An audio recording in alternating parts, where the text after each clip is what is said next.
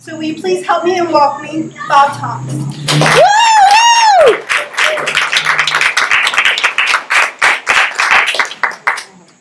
Thank you very much. It's a pleasure to be with you tonight. I'm certainly honored.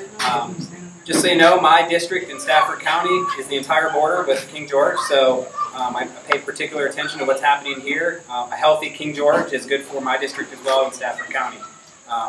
You know, the district lines they're just a line on a map. People come and go back and forth between our counties, so I think it's very important that we continue to work on things such as regional cooperation.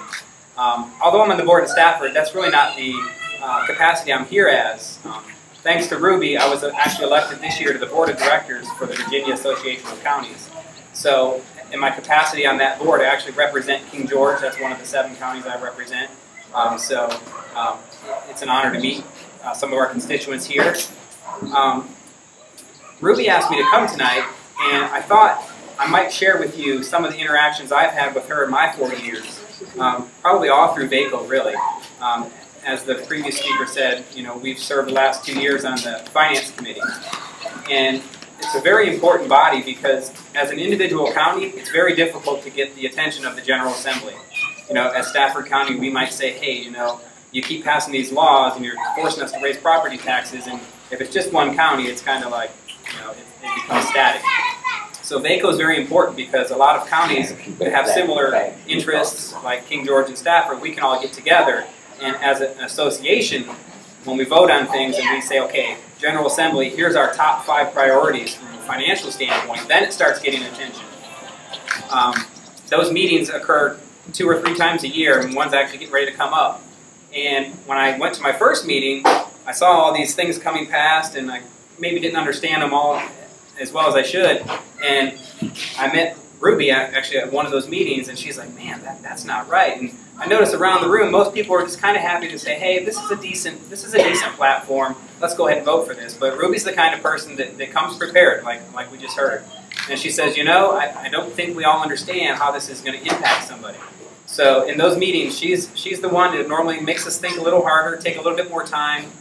Sometimes we defer things and we come back a couple months later and we maybe pass something that's a little bit better. Ruby doesn't take no for an answer. She's always informed. She certainly has a lot of passion. I think that's served the district, Dahlgren district, very well.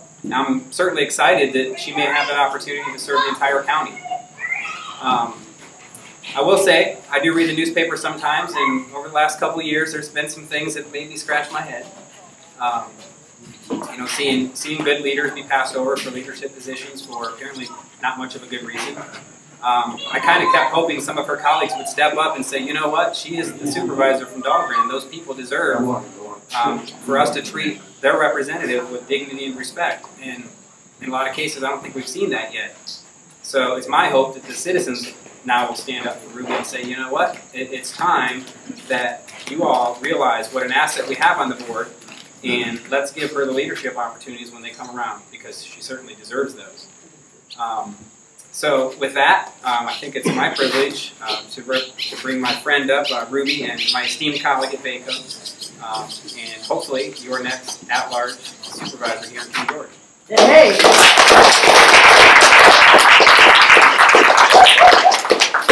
Well, thank you, Bob. That was very generous.